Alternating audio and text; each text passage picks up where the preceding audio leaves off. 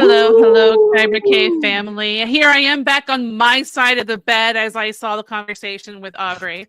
What is up, Saber? We're like the mom and dad of Kyber Cave, but like not married. I want to start off by saying, "May the force be with you." May the force be with you.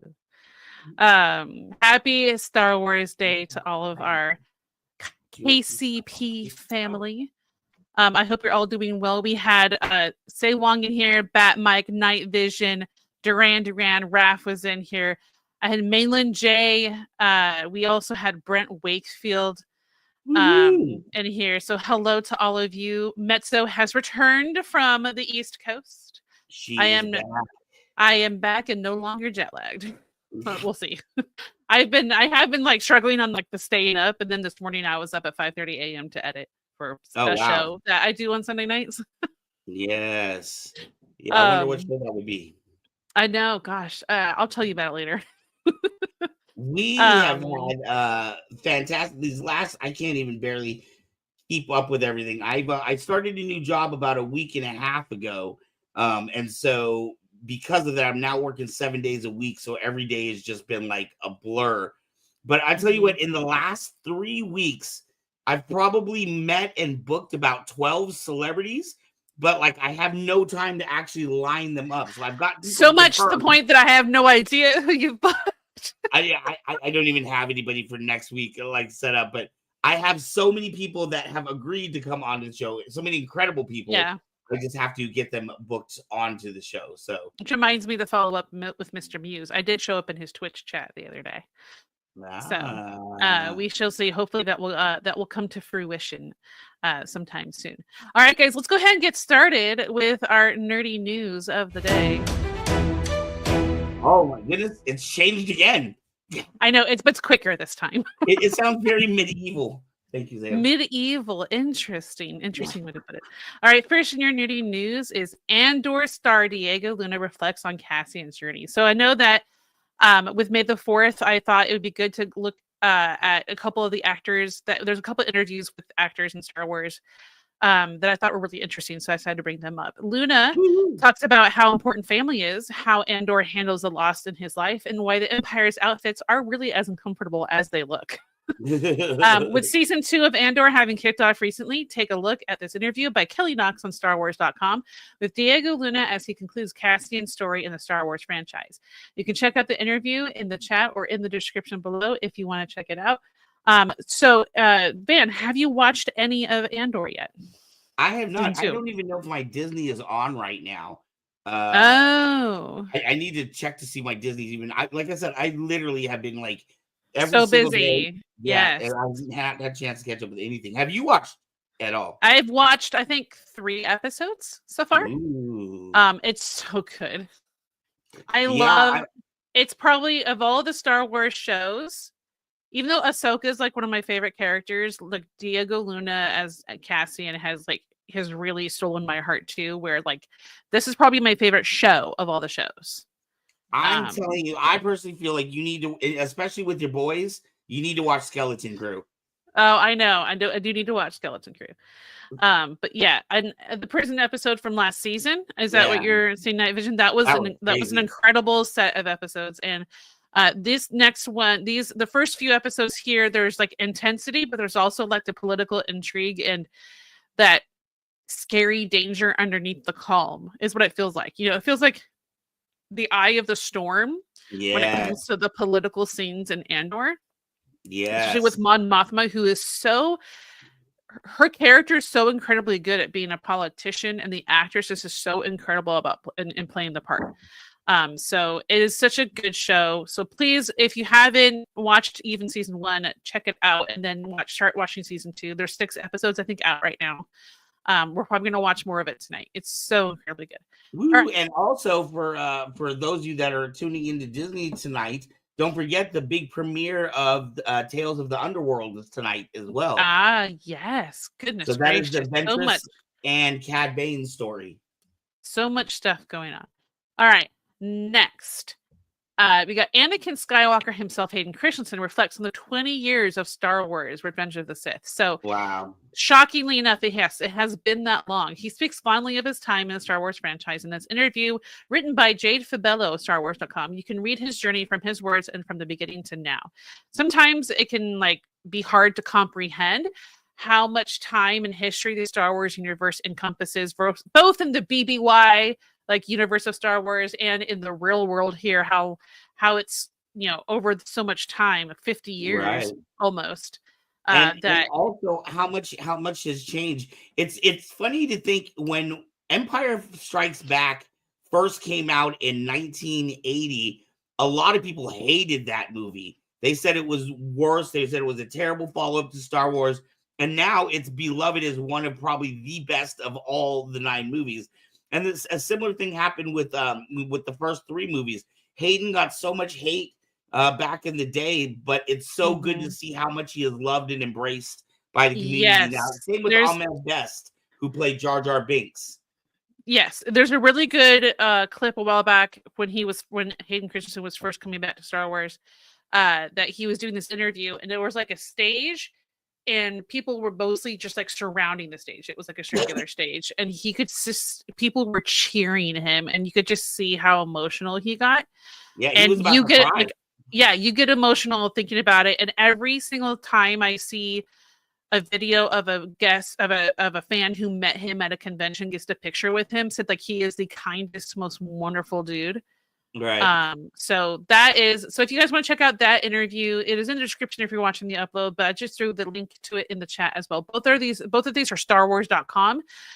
So and they're in the recent news category. So you can just go to, if you later want to check it out and you forgot to click the link, you could just go to StarWars.com and find it pretty easily there. And apparently Bat Mike gives his seal of approval for the Underworld episodes. Awesome. Yeah, I did see that he said they were very good. So that is your nerdy news for today. Yes, sir. And then now we have flow of the show. Well, it's just it goes quickly sometimes. It's just crazy. I was just looking in here. I just noticed Mainland Jay. That's somebody that I met today. Oh. We've had or was it today or yesterday? We were at 2 different. We were at a show in Vacaville yesterday, and today we were in Contra Costa. So it's really good to see people that you meet, in that weekend, and then they pop into the show. Because I'm always talking about the show. I've been talking about this show and our special guest tonight to everybody, and so we should have some excited people in here. Yes, I know it's definitely interesting for especially my first time at going to the couple conventions that you made me go to, experiencing guests and meeting people. Especially Duran was awesome to meet in person, and then Van will never let me live it down. Yeah. But he had me bring headshots, and 2 people asked for my autograph. Gosh, it's so weird. It's probably it's hard to. I don't think it'll ever stop being weird. But if we grew enough to where it became a regular thing, I'll probably be more comfortable. But it will never stop being weird. And I don't know. I can't. And I do apologize. What's up, Brent? It's good to see you, bro. Thank you, Usef. I see you. I don't know if I've talked about it on here. I apologize if I have, but I've been kind of working on doing some homework in the back on top of everything else I've been doing. Did I tell you about the idea for the con that I've been kind of doing homework on in the background? No, the first time I'm hearing of this, guys. You of all people should know, because you my right hand brain.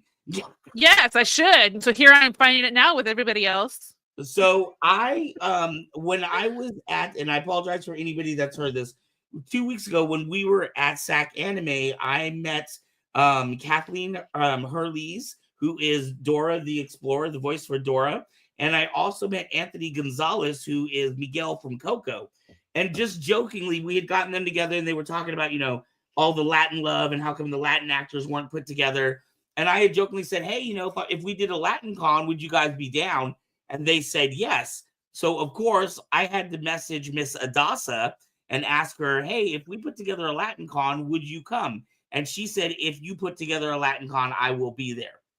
So Nice. That's we have really cool. 3 big celebrities right now that have already agreed to do the con. I started talking to some Latin comic book artists recently too, who are very, very excited. So it slowly looks like in the background this might be coming together. I talked to some food vendors too. I mean, we want to make it like a con like no other. It would be a con during the daytime, and because some of our stars are actually singers, for example, at Dasa, we'd have a little concert at nighttime, and then the next day the con again. But we'd have all kinds of kids on stage doing their little dances and songs, and we'd have an outdoor performance stage plus the actors signing autographs inside.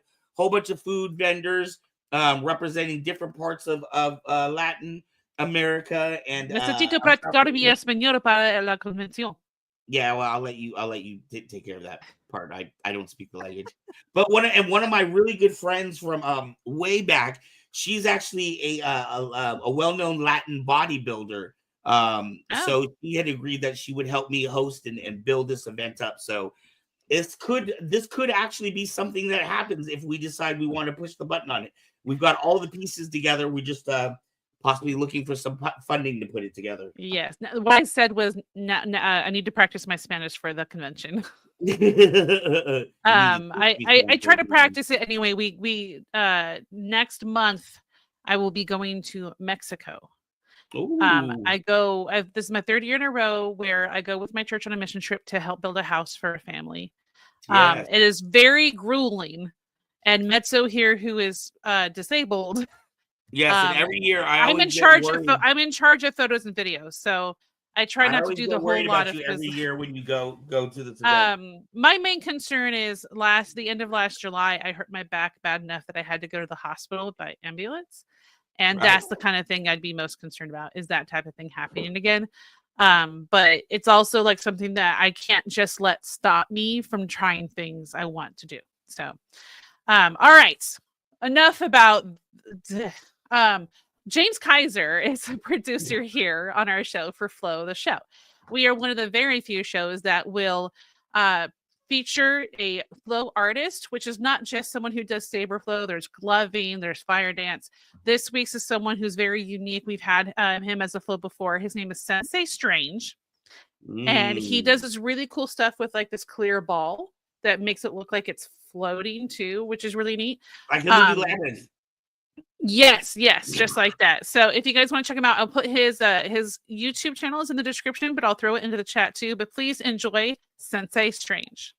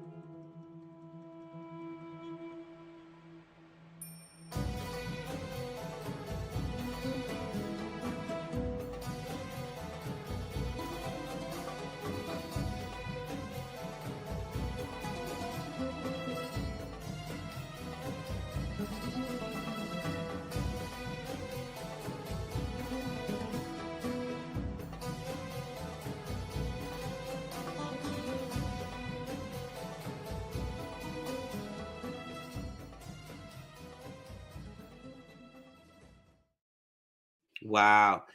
You know, I was just thinking, like 200 years ago, that was like peak entertainment. Back like 200 years ago, that was like 3D generated graphics and stuff. Yeah, it was really neat. I saw a comment from Batman saying that's trippy AF. And then hi Alex. It is really interesting because you see at points he almost like lets go of the ball, and for like a moment it'll seem like it's floating. So I find it really interesting. We've had him before on here. Who for those of people in here of some age, do you remember? I can't remember if it was like early 2000s. There was like those infomercials where they used to sell they're called like Fugazis or Fuenzis or something, but it was basically the crystal ball thing. It was the same concept, but it was like a whole trend for about 5 months. And there was selling 5 months. Hey, you know, there's a lot of trends that that's a long time. Yeah, no, understandably. Okay. Thank you so much for James Kaiser for promoting, for giving us that flow of the show. If you'd like to check out Sensei Strange, you can check out his link in the description below, but I did also throw it into the chat. Now, sir, it is time for our... summed it up exactly what I meant to say. That was AI back then. Oh, yeah, gotcha. AI back then, like we had AI. And this might be a good time to remind people, Miss Mezzo, of some ways that they can help support the channel. Yes. Before we go into our main. Okay. There are a few ways you can help support our channel. One of the main ones is go to patreon.com/KyberCave Productions, where you can support us for as little as $1 a month. You can also go to kybercave.com and picture yourself as Saber. You can also do a YouTube super chat. We are partnered with YouTube, and that's a good tip that goes directly straight to the channel. All of those help us immensely. And there's one more. You can go to kcpmerch.com and you can purchase some KCP merch, which is also pretty awesome. There's books, Pilsner glasses, blankets, all that jazz, which I still haven't actually received any of the stuff that I had ordered for the last convention that was on back order. So I might have to like go on there and say, can you just like cancel it? Because it never ever came. So there's been some supply issues with a couple of the KCP merch things. But like the books, all the regular KCP merch stuff seem to be okay. And there's blankets or stickers with water bottles, which Van has one of his own as well. There's lots of good stuff. He's looking around for it now. He uses it so much it's not close to him. His retro Alcove shirt, awesome. And don't forget to check out all of our other shows. We do have a Monday night retro Alcove that he just pointed out. Graveyard, our dear friend, who also has his own podcast that you can check out in the description. His link for his podcast is there as well. I'm done. I forgot to tell you, one of my workers at my new job tuned into our channel, and he wanted me to tell you he is a big fan of yours, Mezzo. He says he likes your gaming shows. No way. Who's that? It's hopefully he tunes in tonight, but he said he was going to tune in tonight. But it was one of my coworkers at my new job. That was very and then he found your gaming channel. So he said he was a big fan. That's very kind of him. If he doesn't tune in tonight, just please make sure to tell him thank you kindly, as you often say. I will. All right, introduce our guest, sir. It is time. I am excited about our guest tonight. So typically, we're coming on 5 years of doing this show now, or we're over 5 somewhere. I don't even know how long we did. It's just all a blur. But usually on this weekend, even last year, we had an entire month of Star Wars. For the month of May, every month or every week, we had a different Star Wars actor. I wanted to go a different direction this year, and it is so profound that it happened to fall on May 4th tonight. Tonight, the guest that I wanted to bring is somebody who is super special to me. It's somebody that I have been talking to. I consider him a friend. We've been talking on the net for several years now. We've always been... Wow, crap. I just lost my... Oh, there we go. Sorry. We've been trying to connect and talk about doing different projects together, and it hasn't worked out until tonight. I have so many questions to ask him. He is a very influential. He does cosplay and a podcast out of Egypt of all places. Can you imagine doing a Darth Vader cosplay in the middle of the desert? That would not be me. It just sounds really hot. People are doing it. Just sounds hot. It sounds very hot. You wouldn't be dry though, not in that. With no further ado, please give it up for Mr. Usef Waly.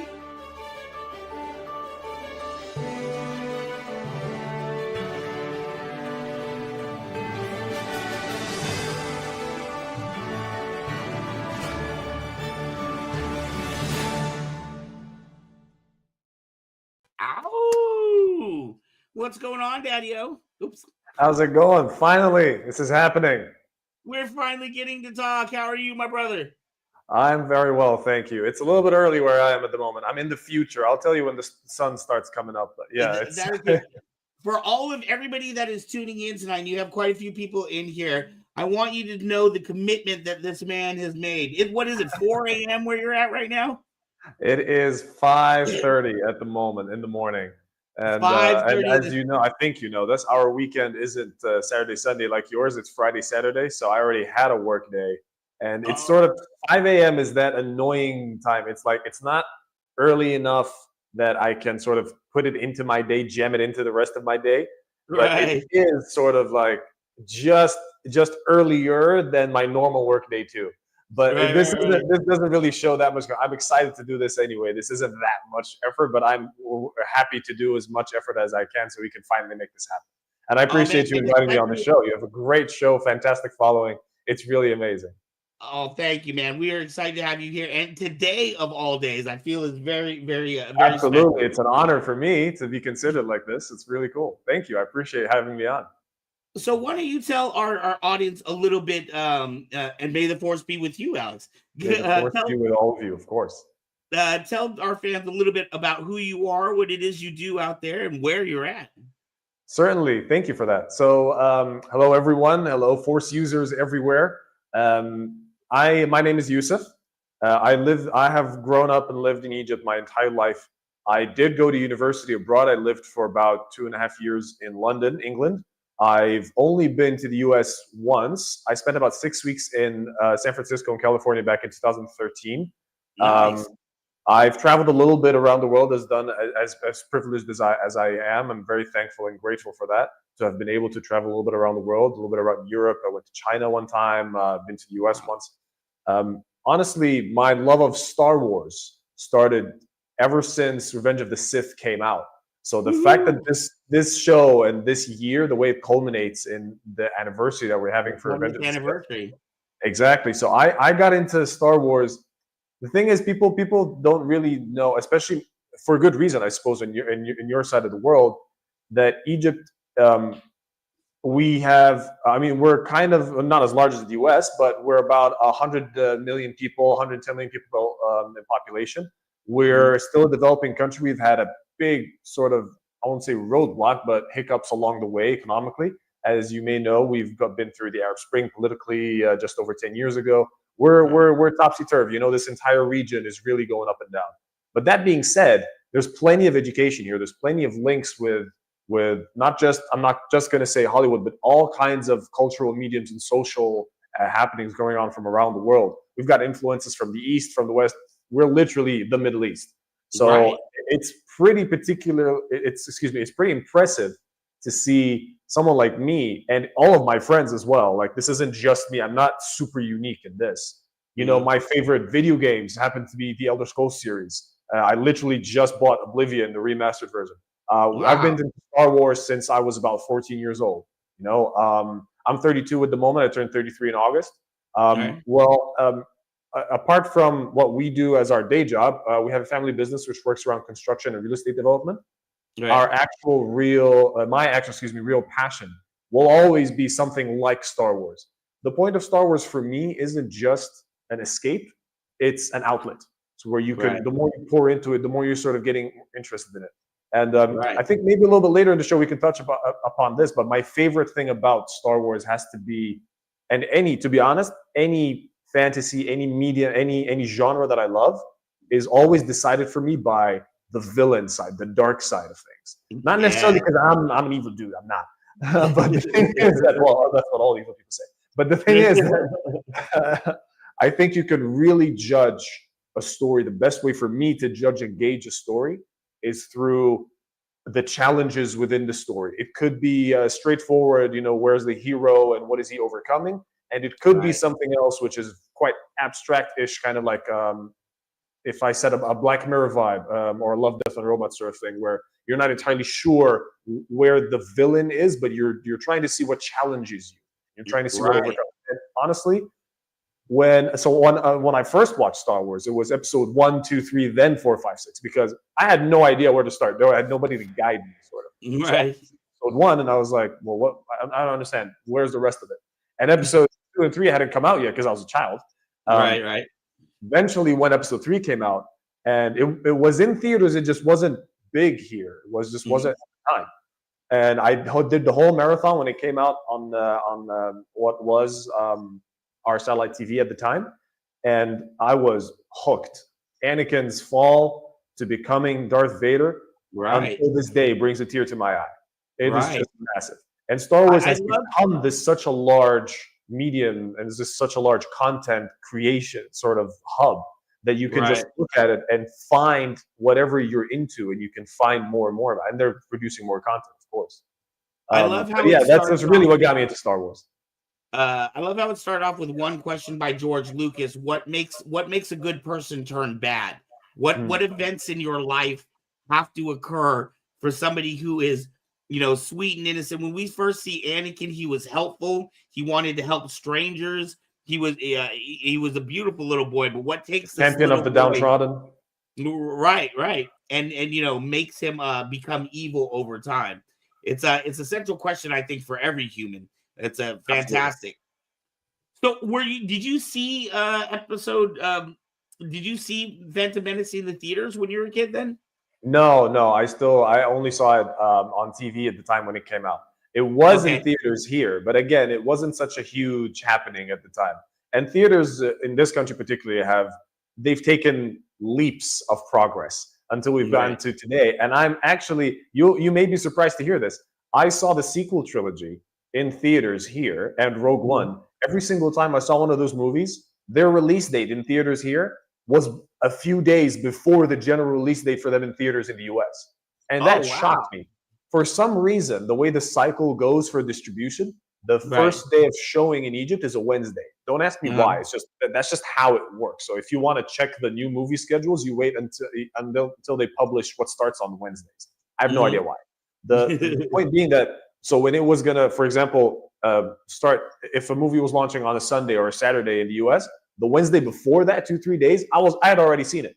It's crazy. And even my friends on the other podcast, which we have on the podcast, which the main podcast, the only podcast which I'm on, the Star Wars Canon Podcast, we can talk about that later, is, they were extremely surprised. They were like, no reviews, no spoilers, no nothing, of course.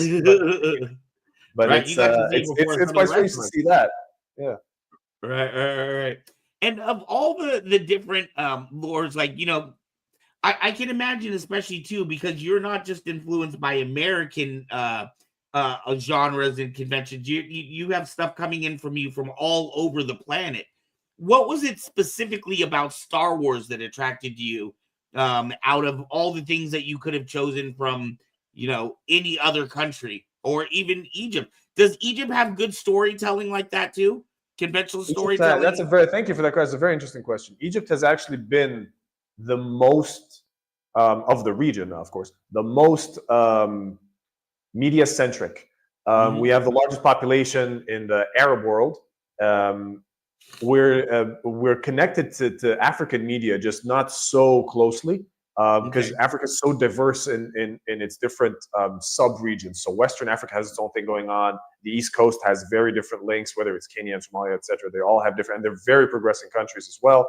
North Africa as a whole isn't just the Arab world. It's also really specific to itself, because we all speak different dialects, so it doesn't come across always in the same way. So Egypt's storytelling has always been very drama-based. I had a friend of mine in college days. He lived in Egypt for a while when he was younger because his father was posted here. He's Mexican, and he said that Egypt's storytelling was very similar to Mexican drama soap operas. Not so much in the dramatization of the over the top, so it wasn't as extreme, but it was the same rhythm. So if you can sort of understand, like, it's a whole catastrophe and chaos around a singular family, and then it's like a web of things happening to them. There isn't really a lot of sci-fi over here, and that was the first thing that drew me into Star Wars. The feeling that I started playing these very strange video games when I was younger. Whatever I could get. I grew up with a PS1 and some Sega before that. As soon as I saw a film that was well produced, because episode 1, 2, and 3 was pretty impressive graphics for the time. Right. When you're looking at that and you're saying, wow, well, okay, this is sort of what am I going to see next? This was the new thing. And then the story just got me hooked. The story, the drama of it, the hidden drama of it. It wasn't necessarily the love factor, but seeing Anakin grow from this little tyke, me being extremely young at the time, and grow up to becoming this huge hero, and unfortunately have his fall from grace into Darth Vader. That was an essential piece, obviously, for me. The first thing the first piece of Star Wars that I got into, which wasn't the main 6 movies, the original and then the prequel trilogy, was a couple of novels. And I didn't even know there were novels when I lived in London. I lived in London for about 2.5 years, from January 2011, from right before the Arab Spring, 2 weeks before the Arab Spring, until summer of 2013 when I graduated. And during that time, I actually discovered, okay, so why there are Star Wars comics? I had no idea. There's novels. Wait, what? Why? And about who? And okay, let me get into this slowly. And I did eventually. But yeah, so it was such a happy feeling. I remember, because my 2 favorite things were Star Wars and Lord of the Rings. Right. To find Star Wars then trying to give us new content, I was the happiest kid in the world. Right. So, and please excuse my my ignorance, because I don't know, how things are where you're at. But do you have like comic book stores and things like that where you can find, all different types of comics and stories and media? Or so, unfortunately, that's not widespread because the market for it just isn't really here. So many people will just try to import directly their stuff. The concept of comic books isn't so, or graphic, as in like a graphic novel. So something that's really animated that you can get into and you can, a real page turner. It wasn't really powerful over here. There's a very, very specific, you'll find cult followings over here that bring in boxes specifically. Honestly, it's impressive whenever I meet someone, like the people that I meet. I joined a Star Wars Facebook fan page, and I met the person who founded it about a couple of weeks into his founding of the page, and we've become really good friends since then. I found out like he was into manga. He was into such amazing things, like seriously.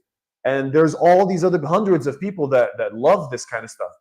Honestly, I had no idea this was here. But no, there aren't comic books. People find out about this stuff online. People look at this through movies, and they figure this stuff out through video games and other things. Something small like an actor turning up in Dubai, for example, in the UAE, in the Emirates, and he'll do a Comic Con there or a film festival there. And Hayden Christensen was at Dubai MEFC, as it's a film festival / Comic Con, a year ago or 2 years ago.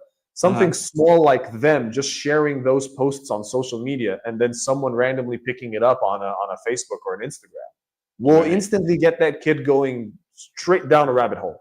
And that's how it starts. That's how it goes over here, honestly. There is an argument to say that, well, why don't I start something like that? Why don't I push into it and start finding people to get the comics? I mean, obviously the audience is there, right?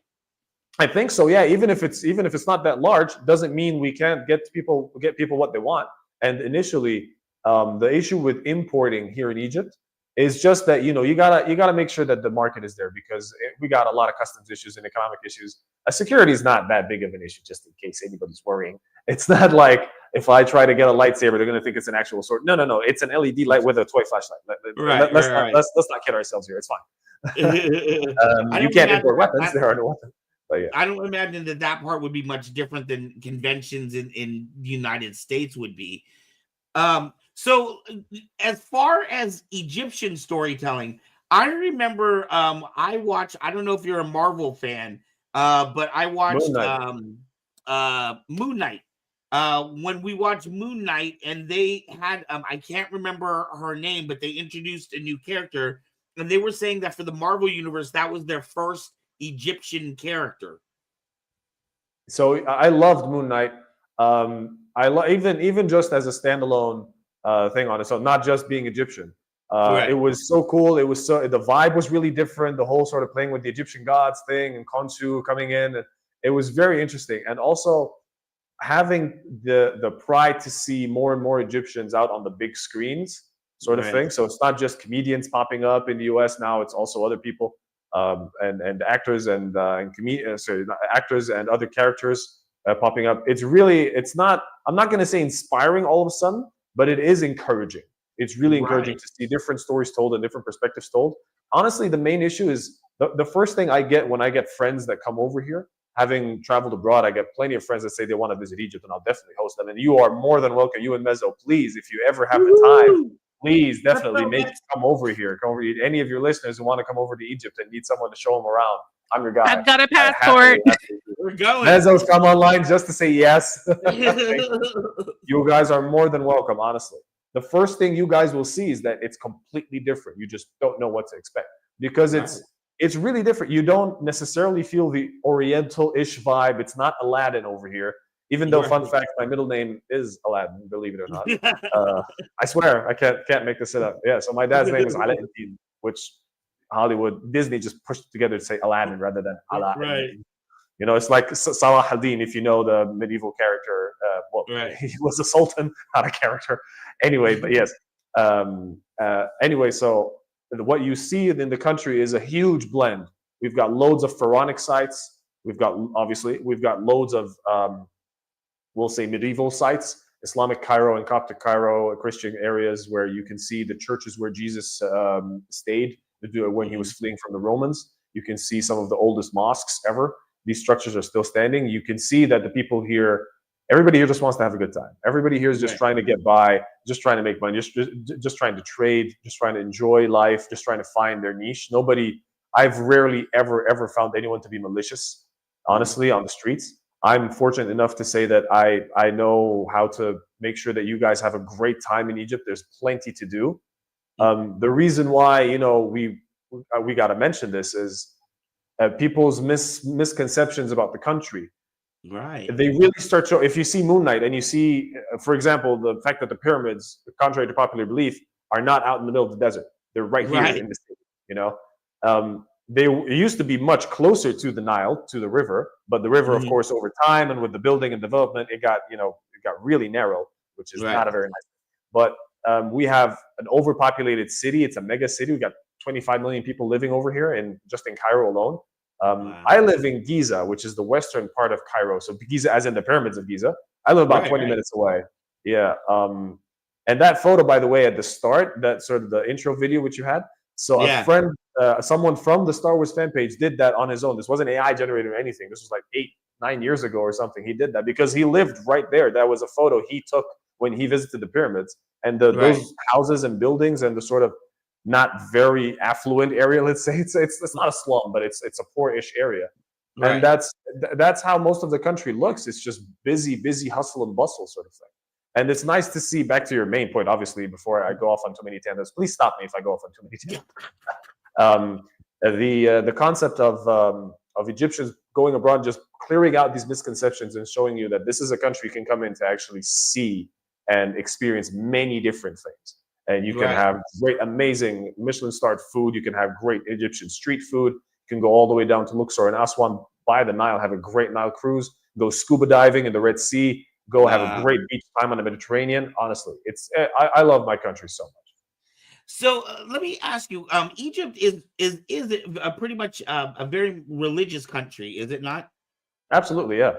Does that butt heads with the idea of some of these different comic books that might come in or different fandoms? Does religion and people's fandoms, do those butt heads at all? Or so what butt head really wasn't the religion, it was the culture. We always like to make this distinction sort of in between what is religious and what is really cultural.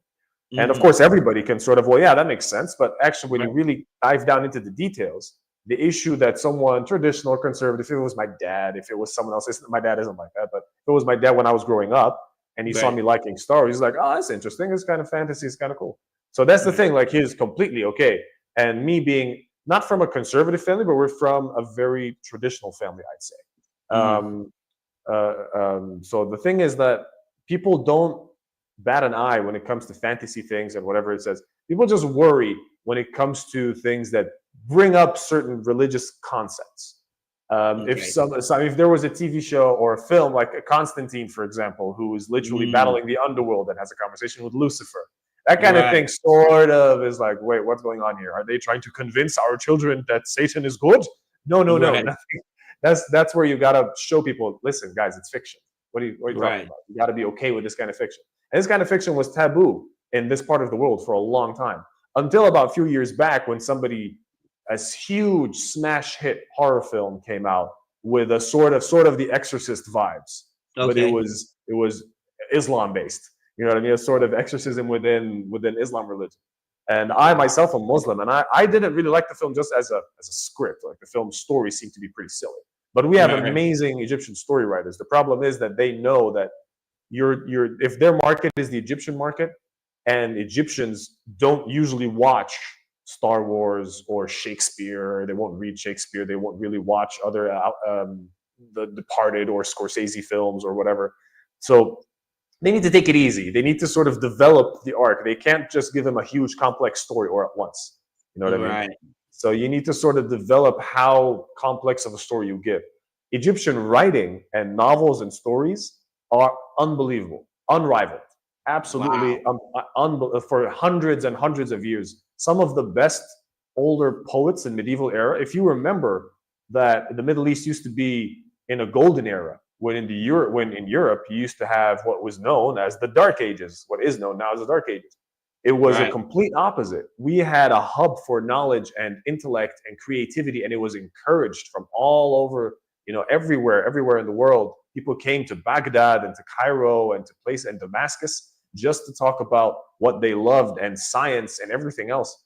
It's a shame to see that we're now seemingly in a backward place, but I think everything, it's in waves. I mean, even the Roman Empire crashed and burned eventually. The pharaohs are not to be seen. Even if, and people ask me this question as well, if I have any link to pharaohs. Of course we do. Egypt is a huge melting pot. I've got a grandfather from the south of Egypt who's directly, he looks exactly like those statues in the temples. And then I've got two other grandparents on my dad's side, my great grandparents. They are half Syrian and half Turkish. I've got a huge melting pot. And this is the Middle East. We're so globalized. We're right in the middle.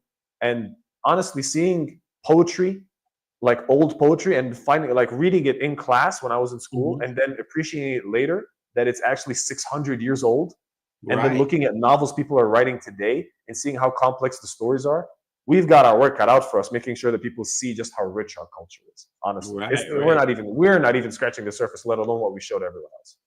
Now that I think about it, I see so many American movies and depictions of Egypt, but I can't think of any Egypt movies or directors that depict their own country or is known outside of Egypt. Right. Yeah. I can look at, say, Korean movies, and you can say Koreans, they have scary movies, but they're really about family. You can look at a lot of Japanese movies and you can see the influence there. What would you say would be a main theme of Egyptian stories? Is it about family? Is it about commitment? Is it about, I don't know. What would you think if I were to say, what is a good traditional Egyptian story? What would it be about? Honestly, I'm loving these questions. You're diving into a very, very specific, man, you're analyzing your socioeconomic sort of intense fabric of the country. You're fantastic. Hey, man, I got you for 40 minutes, man. I got to learn as much as I can. Well, get over here and you'll have me for a lot longer. Trust me. I'm there. Okay, let me book my tickets really quick. Hang on. That's a fantastic question, honestly, because I would say it's very, we try not to be super political. It's all about the hero of the moment. You're trying to triumph in the face of danger. It's all social issues. So resisting temptation and making sure that you protect what you love. Sometimes you're protecting who you love from your family, and that's a whole different vibe. and sometimes it's you have no family, you're trying to create one. Those are the two really major themes in action drama films and TV shows that will show up.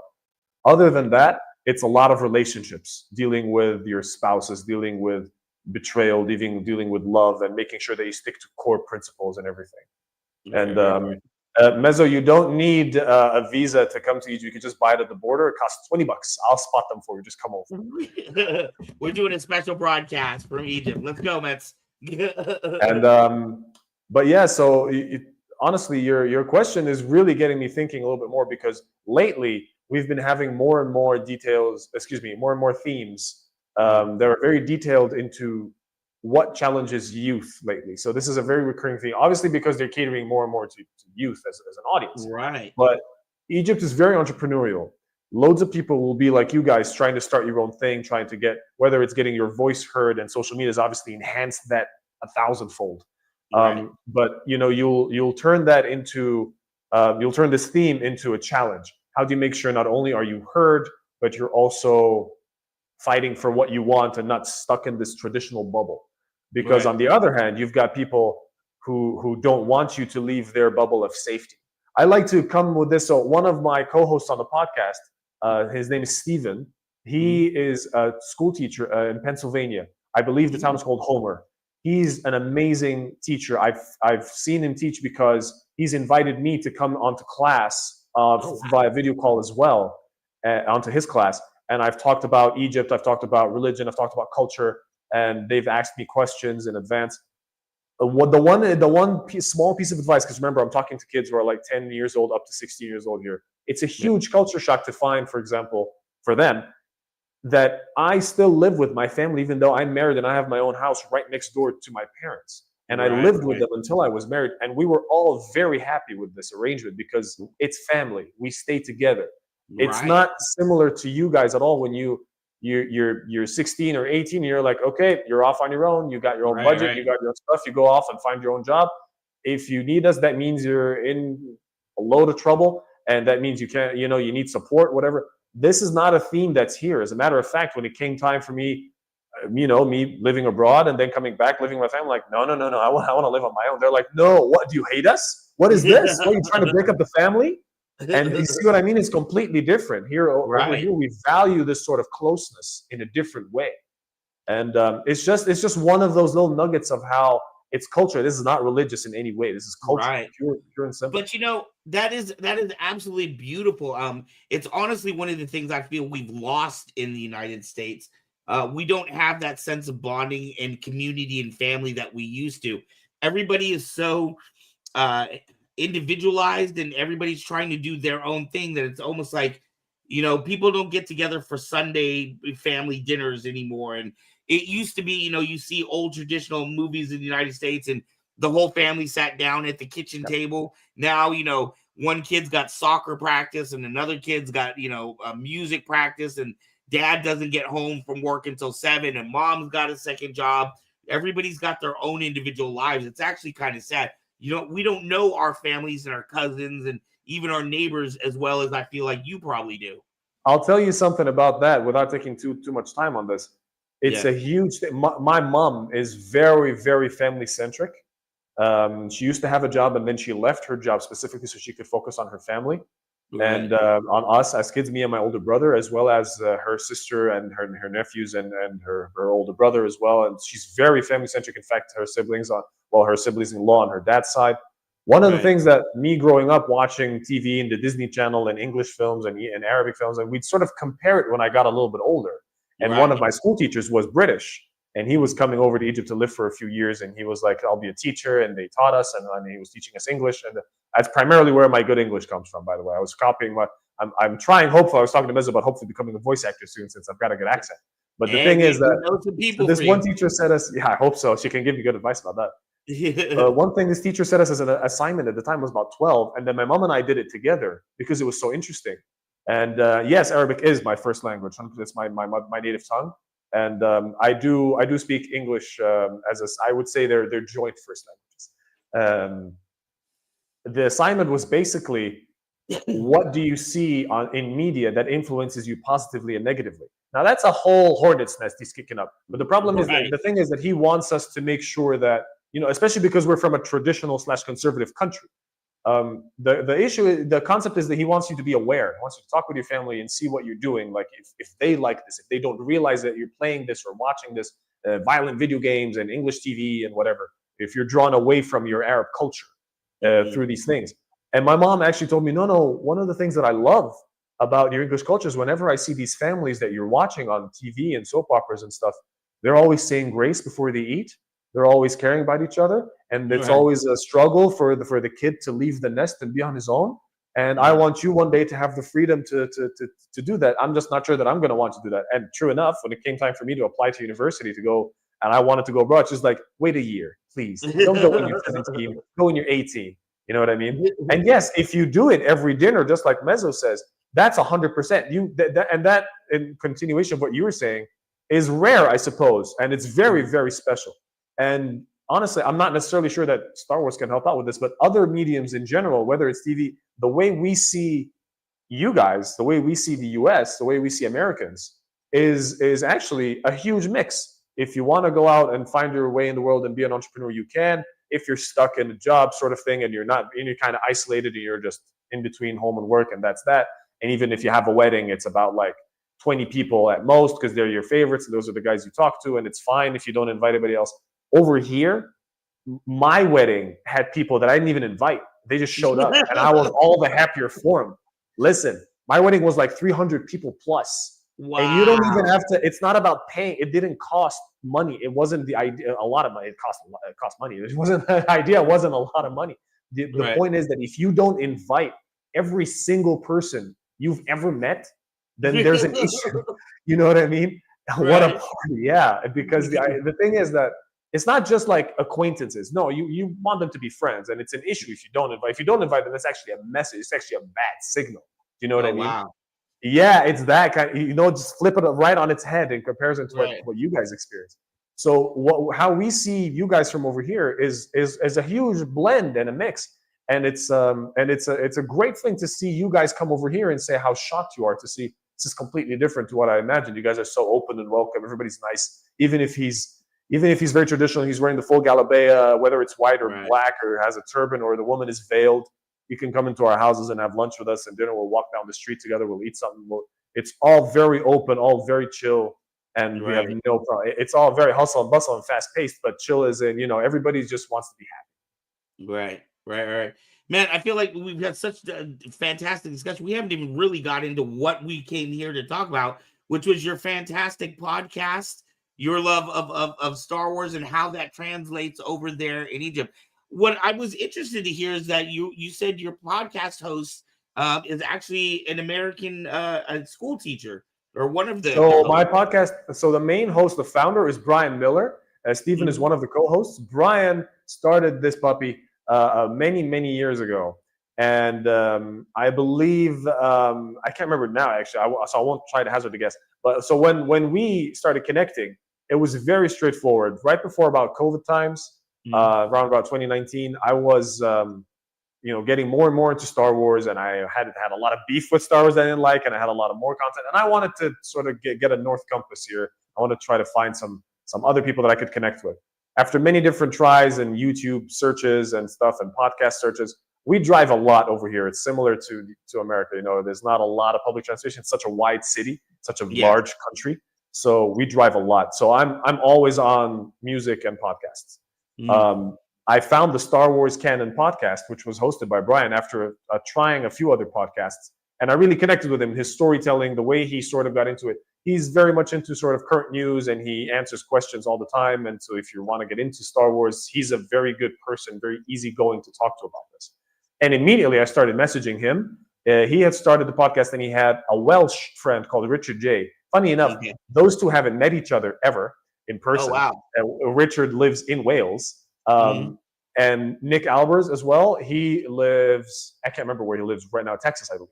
And Brian lives in Wichita at the moment. Wow. So those guys, none of them have met each other, and they're co-hosting, co-managing this podcast and the Facebook page and everything. Eventually, he wanted to grow the team. So myself, Steven, and JG Cars, who's also co-managing, co-founding utini.com, which is a great Star Wars outlet sort of thing. It celebrates diversity, and it's fantastic. And Steven, being a school teacher in Pennsylvania, I had the pleasure to meet Richard J in Wales when I went to the UK end of last year. That was amazing. These guys, we come from all over the place. 4 guys from the US, 1 guy in Wales, myself over here, and we're talking to each other 2-3 times a day on the group. We're all just sharing stuff we love, whether it's Marvel, whether it's Lord of the Rings stuff. Nick is a huge Halo fan. I'm a huge video game guy. Me and Richard J. Brian had a live stream where he's still, I think he's still going to do it. He's going to go platinum trophy every single Assassin's Creed game. We have so much in common, which is not just Star Wars, but that was our first true love together. And we just did an episode the start of last week, so Thursday night, a few nights ago. We've been going through a lot, each of us individually. So we're hoping to get down and, Mezzo will actually hopefully give me some advice, and I hope to get some from you about how to edit videos better, because I need to relearn everything. Van doesn't know crap about editing. You know, I know how to edit. Come on, that was my background. I just haven't done it. You haven't done it in a long time. Fantastic.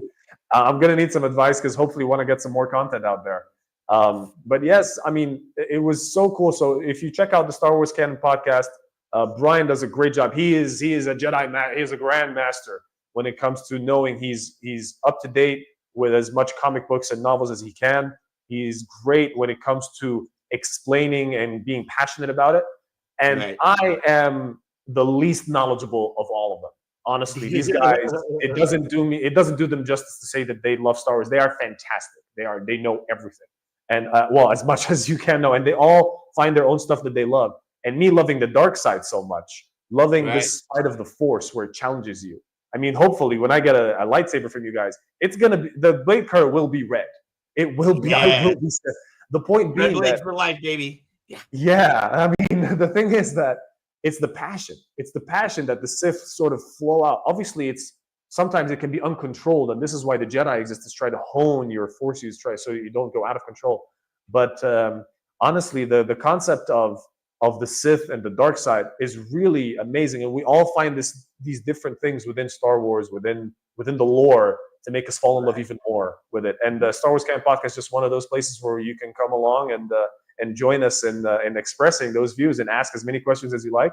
So I'm getting into High Republic, so Brian is being my guide. So this is our new theme on the Star Wars Canon Podcast, where he's going to take me through. We just reviewed the earliest piece of writing, so we're going to go chronologically in the High Republic. It was hard for me to get into, and it was really fast-paced. There's a lot of content coming out. But yeah, anyway, and yes, never put passion over principle. You're right. But the beauty about making sure that your passion comes out is that you can then challenge yourself, because living a life without something that you're passionate in is, going to be troublesome. I'm currently going into my mid-30s. It's an issue for me trying to make sure that I don't forget who I am, looking in the mirror and remembering who I am and staying core to myself. That's 100% what I'm trying to do. And Star Wars is helping me do that, believe it or not. And on the Star Wars Canon Podcast, what we're also doing is, for example, a villain bracket. So where I'm sort of ranking and pitting them up against each other, every single Star Wars villain within their different categories. So I can make sure that people vote on who they think is cooler. Not necessarily who would win in a fight, but it's about who you love and who do you resonate with. This is kind of the point. You know what I mean? Darth Nihilus. There you go. He ate a whole planet. It is that unquenched desire for power and strength always. From yourself, not to take over anyone else. It's about you having your own strength. Right.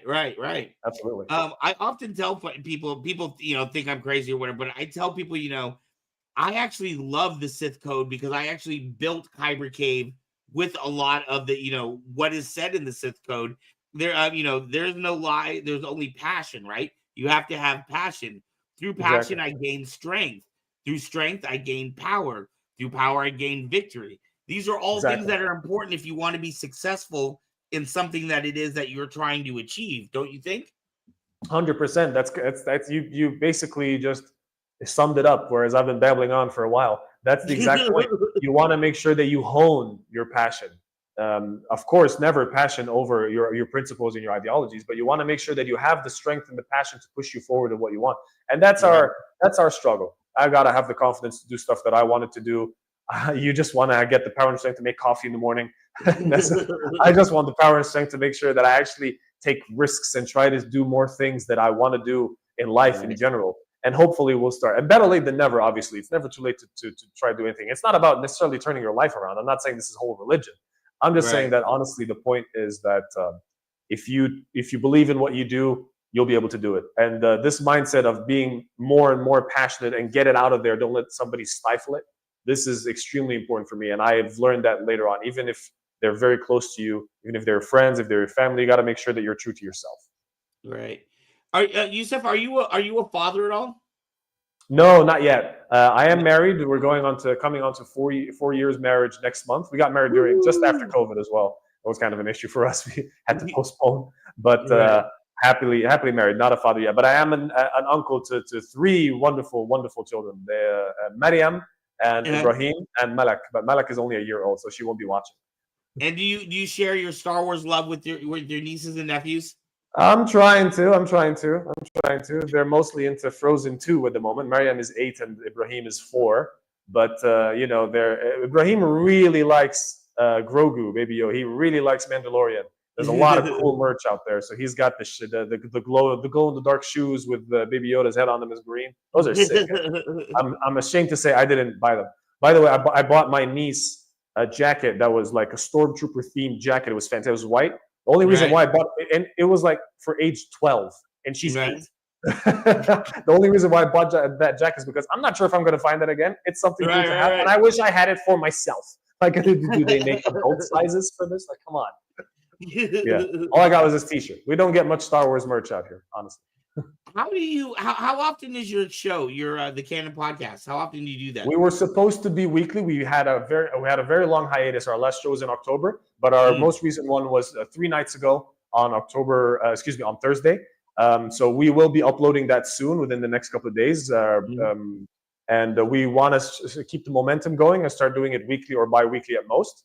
But if you check out the podcast, you'll find plenty of old shows to look onto. They mostly discuss news and our analysis into a few of the pieces that we'll go into. So it's something to look forward to if you're the whole point being the Star Wars Canon Podcast, that we specifically look at canon material and how to get into it. What do you like? How can you enjoy Star Wars to the max, regardless of what you're looking for?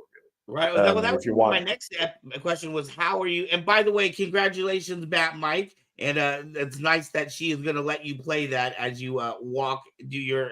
Absolutely. I had my own Star Wars theme. I played the Force theme going in as a groom. So it was pretty cool.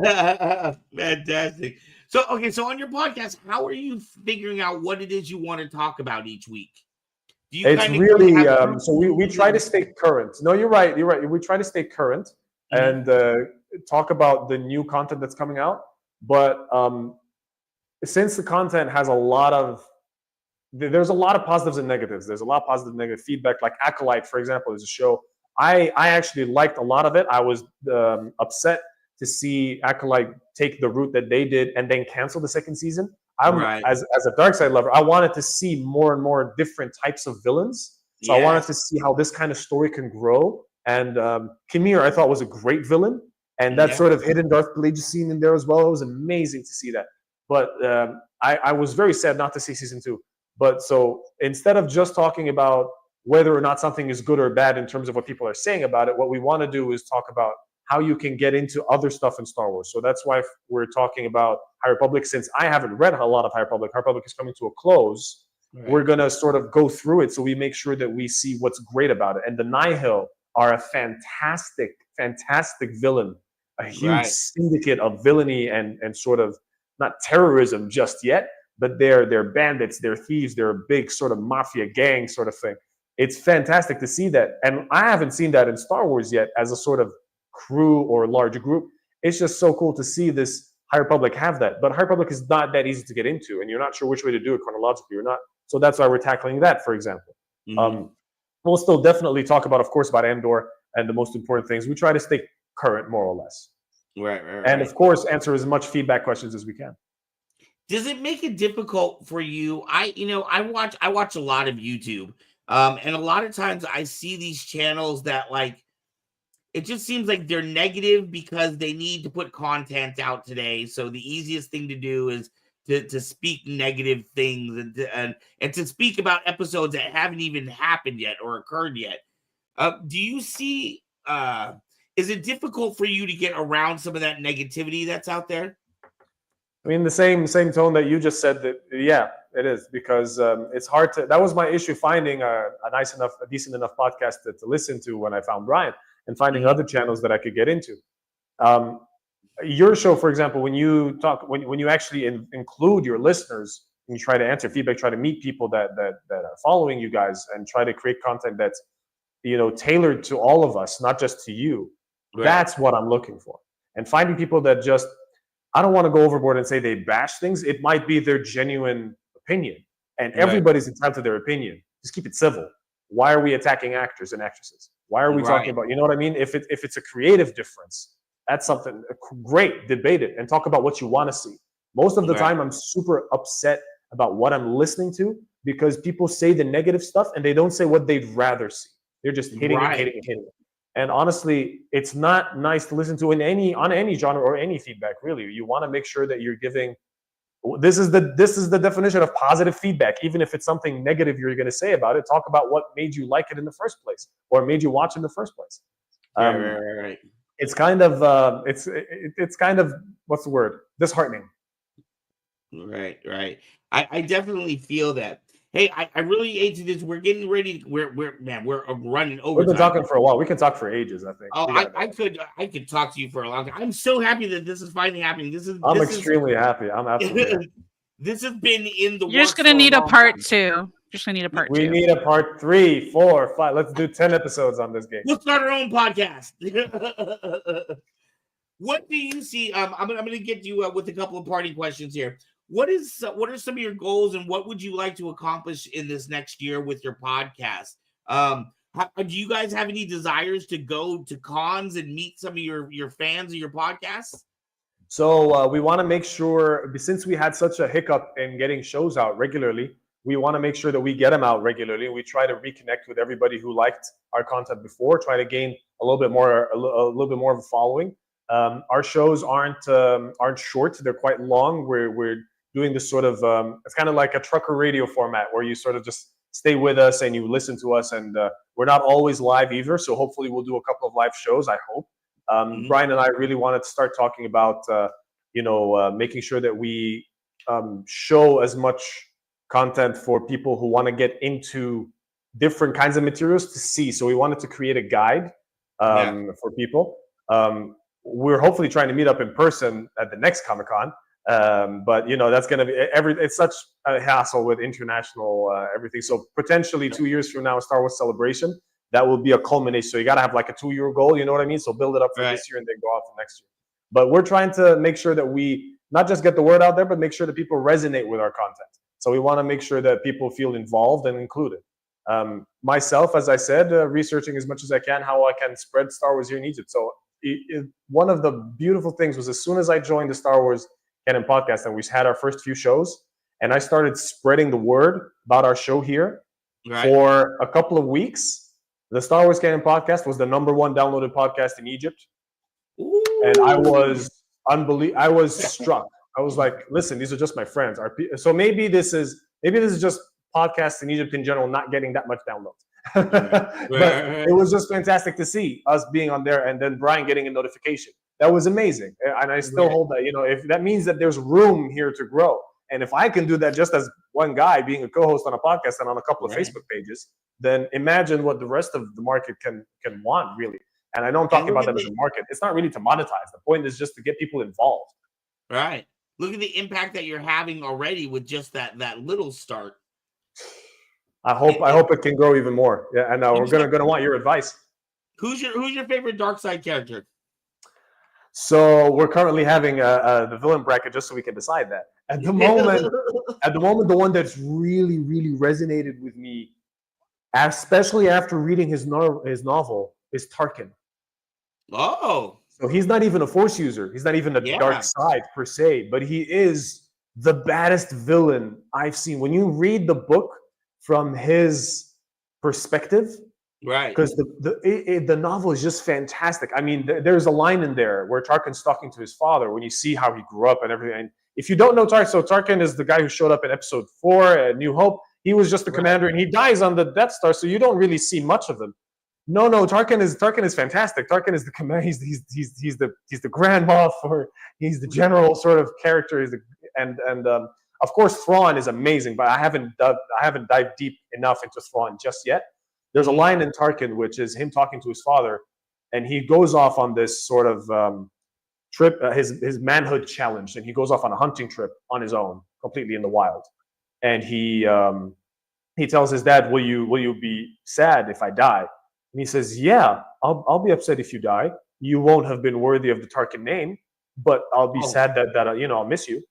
Wow. This guy grew up with that, and he became an aristocrat of sorts, and then became a huge general in the Empire. He was so clever and so smart in the way he torments people around him to get them to give him information. He figured out who Darth Vader was. Even though he only spent a few days, he saw the folly of the Jedi, and he was like, no, this shall not pass. This shall not stay. This shall not live on in the future. This guy is just fantastic. And exactly, some of the character arcs for Sith are just incredible. And when you play the games, for example, Jedi Fallen Order and Jedi Survivor before that, and you see these different characters fall to the Sith, and you see these different force users of the Sith, I can't get enough of them. Honestly, some of them are so underrated. It's just fantastic to see. And I really appreciate the time you've given me. I know I'm going way off on your time here, so I really appreciate your time. I'm happy to stay up. I'm already up. My work doesn't start for another 2.5 hours or 3 hours, so I'm good. Yeah, well, I think Metz is right. I think we're gonna have to book another session if we can get you to wake up early again on a different day. But we definitely had to have you on May 4th, though. That was a given. I really appreciate you doing that. Thank you so much. Yes, thank you, Mezer, for subbing. Hopefully you like the content. Make sure you send us feedback. Yes, thank you. And for everybody else who is looking for cool podcasts, Mezzo has all the information in the description. Make sure you head over there to check out Usef's channel. They are going to be getting more on a regular basis, so they will constantly have content for you to check out. Usef, it has been an absolute pleasure. I'm so happy we finally got to make this happen. Thank you so much. I really appreciate you giving me the time. Honestly, it was such a pleasure finally to be able to do this. Similarly to how I met Brian, I've met you. A few years back, we started messaging each other, and it's fantastic. And I'm hoping to get my lightsaber in this year. Yeah, we will definitely get you taken care of. I am looking forward to seeing more of what you're doing, and I love that you are spreading the Star Wars love across the planet. It's good to know it is safe in your hands. Thank you so much. I really appreciate that. That's very high praise coming from you, especially. Thank you. I appreciate that. May the Force be with you, my friend. May the Force be with you. Thank you, Mezzo. May the Force be with you and all of you. I'll see you guys around, and hopefully I'll come to California. Not not soon, but hopefully better late than ever. Totally for it. Absolutely. And for coming, I'm going to screw this up. For coming on the show, I say, shukran jazilan. شكرا العفو يا غالية تسلمي. Thank you so much. That's so nice. Thank you so much. You're very welcome. Thank you for inviting me. Thank you so much. All the best, guys. Peace out. I'll stay in the background so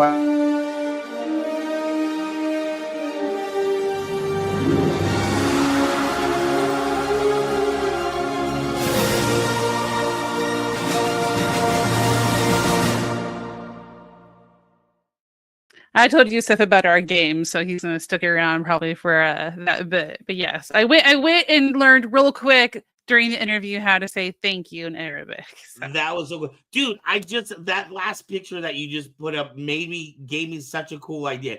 You know how Celebration was just in Japan, so you had a lot of the Vader themed the Japanese Vader themes going on. I want to see some Egyptian Vader cosplay. That would definitely be very cool. I could see the black, like that with the gold tones and stuff on it on his mask. Oh, that would be so sick. A very pharaoh headpiece. Yes, why not with a snake right here? So Luke, I am your pharaoh. Okay, I'm going off of that now. All right, so thank you so much for coming on the show. Really, I'm like, I could just sit and listen to this for the rest of the night. I mean, okay, hubby, you want me to come out to bed? Give me 5 more minutes. Like, because I'm really enjoying it. It really got into more, not just about like the podcast and Star Wars, but Egypt and media and how sometimes people portray it in a certain way, and how things are in Egypt when it comes to media and stuff. So it was really interesting and something I've always thought Egypt was very interesting, and so I was like, it'd be cool to visit one day. And who knows, maybe we will get to. And then maybe Usef will come to California, and we'll be like, well, let's go to some really cool Star Wars place or something. All right. I always get excited when we have guests from other countries here to hear their, because I always, especially we're at a different convention every weekend, so I see the American perspective.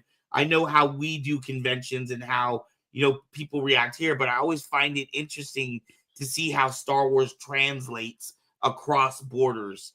We've been fortunate. We've had guests on the show from London, from John in Korea, New Zealand. We've had Iceland. We've had people Mexico. We've had people from all over on this show. So it is always exciting to see other perspectives. And before we play our game, I wanted to mention that I saw 2 movies yesterday that were incredible. Sinners, Michael B. Jordan's movie, which is actually, it's very interesting. It's kind of like it's 1930s South in the U.S.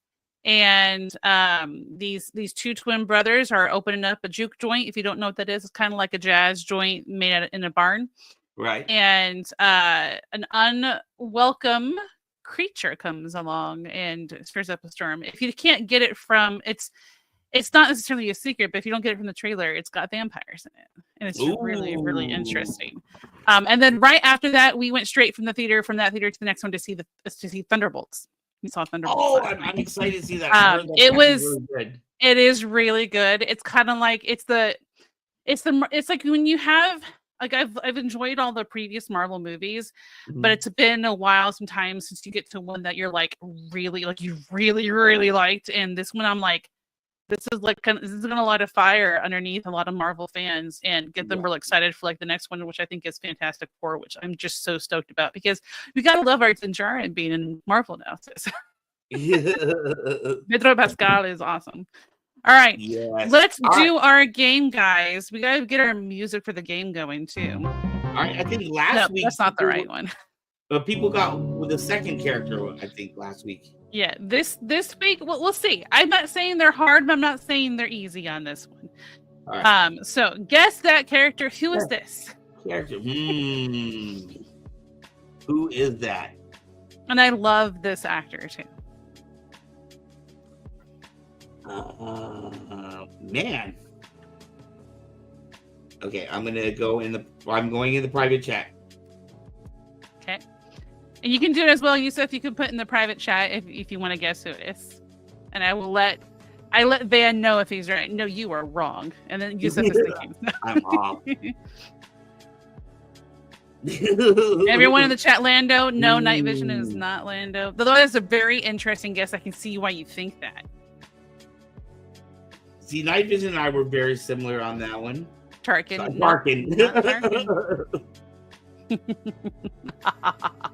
That's my Sith line. I'm just kidding. Who's got big hair? Got big hair. It's interesting that you're describing it this way, but I can see why Night Vision thought Lando, because I can see, especially like young Lando. Right. Whether it be like Donald Glover or the actor who played Lando Calrissian much younger, the earlier years. That's so funny. Okay, wait. Okay, I got one more guess. One more. Van has one more guess. Poe? Is it Poe? Bat Mike says. Raph says young Obi. Nope. I'm wrong too. Okay. Okay. I usually don't give clues, Usef, because I'm terrible and I like to make people not get it. But I can tell you this is a bad guy type character. I think most people, so like Lando, not Andor. So it's not someone who's on like with the rebellion or anything like that. Not like on the light side, good side, and not, and they do not hold a saber.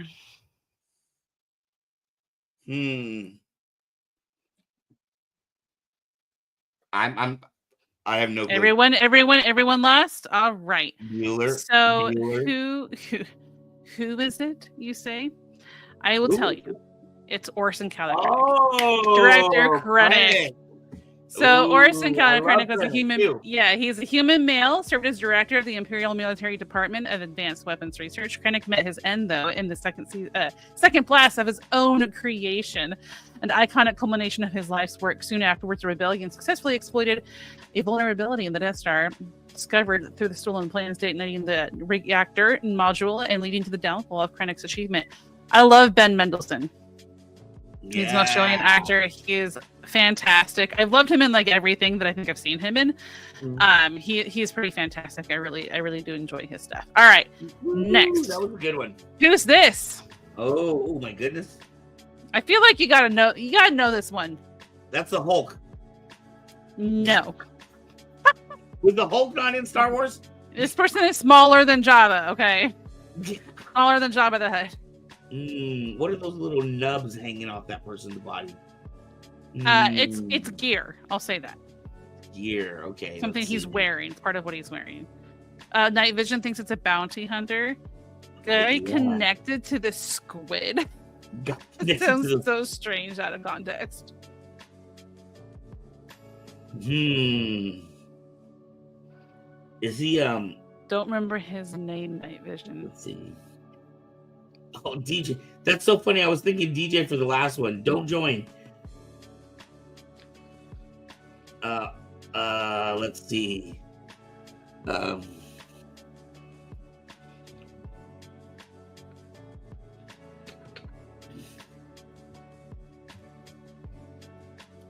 see. Okay. No, and no. Nope. Forrest Whitaker. Oh, that's Saw Gerrera. Oh, it is Saw Gerrera. Oh. Good job, Saewang. So Saw Gerrera was a human male Odoronian resistance fighter who, as a leading member of the Odoron rebels, fought against the Confederacy of Independent Systems during the Clone Wars. Having learned that the Empire's massive kyber crystal had come from Jedha, Saw and the partisans based their operation there after the capture of an Imperial ensign, Bodhi Rook, who claimed that the Empire was building a planet killer. I wonder what that was called. Saw was reunited with Jyn, as you know, Jyn Erso, whom the Alliance had sent to meet with him. Since Rook had sent him a message from Jyn's father, Gerrera showed it to her, which revealed that the Empire was constructing a planet-killing superweapon called the Death Star. So the guy connected to the squid. Okay. As the message played, however, the Death Star struck Doha City and destroyed it. And as the ripple of the explosion reached them, Gerrera told Jyn he was done running and stayed at the base and was killed in the aftermath of the blast. So that is your Guess That character for the week. Good job, Saewang. Yeah, good job. Yeah, he had that very distinct hair where it was a kind of partner a certain way and stuff like that. I like Forrest Whitaker a lot as well. He's pretty. I've enjoyed him since Phenomenon. I think probably with John Travolta. You know what? I was actually in that movie. Were you? I was a background character in the movie Phenomenon. Are you serious? That's so funny. Nobody ever knows that movie. I love that movie. I've always found it really interesting. Yeah. That is funny. Now I'm gonna go and watch it and be like, I am like way back. I was in one of the college scenes. And Sam's name says, "Good morning, Vietnam." Good morning, Vietnam. Hey, I want to remind everybody you can still head over. It is May 4th today. We have gotten our sabers out for our contestant winners. I do want to warn some people right now, for people that are ordering things offline. We are, because of the crazy things going on with the tariffs, things are being held up like 3 and 4 days longer than they typically do get held up coming out of China. So please know that we are still getting merchandise in.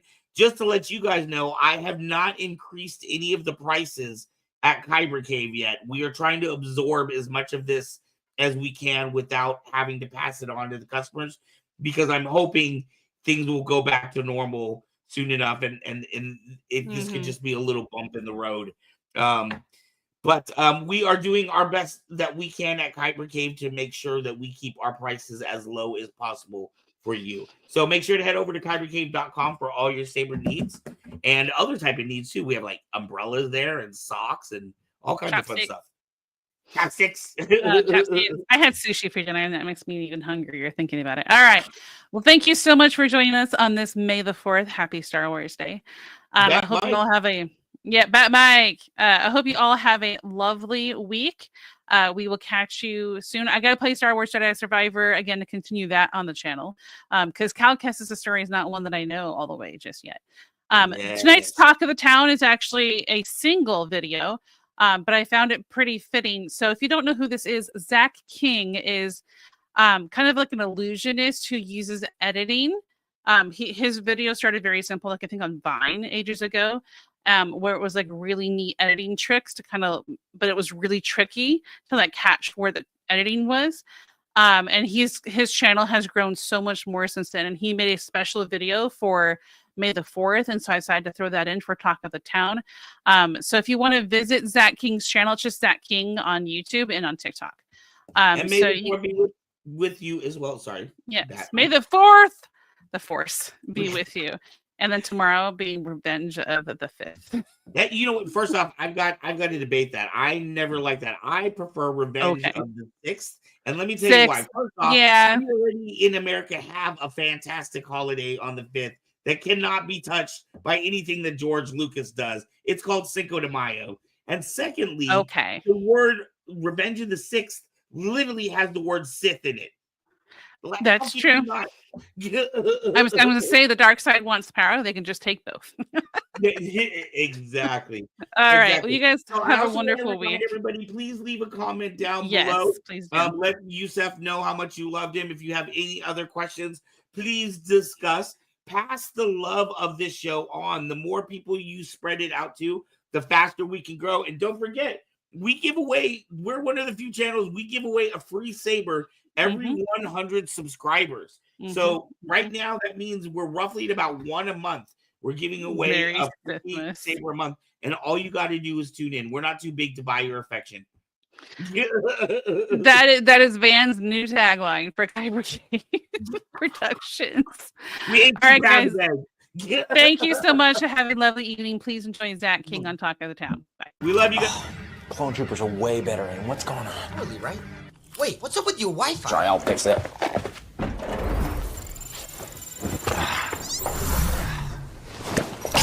See? Take them off. What are we gonna do? Leave me alone. Get him! Get him! Get him! Okay. Let's go! The guns are overheated!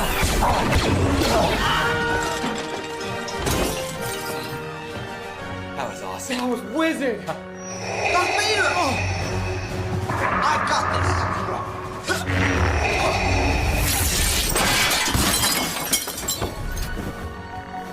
You didn't see anything.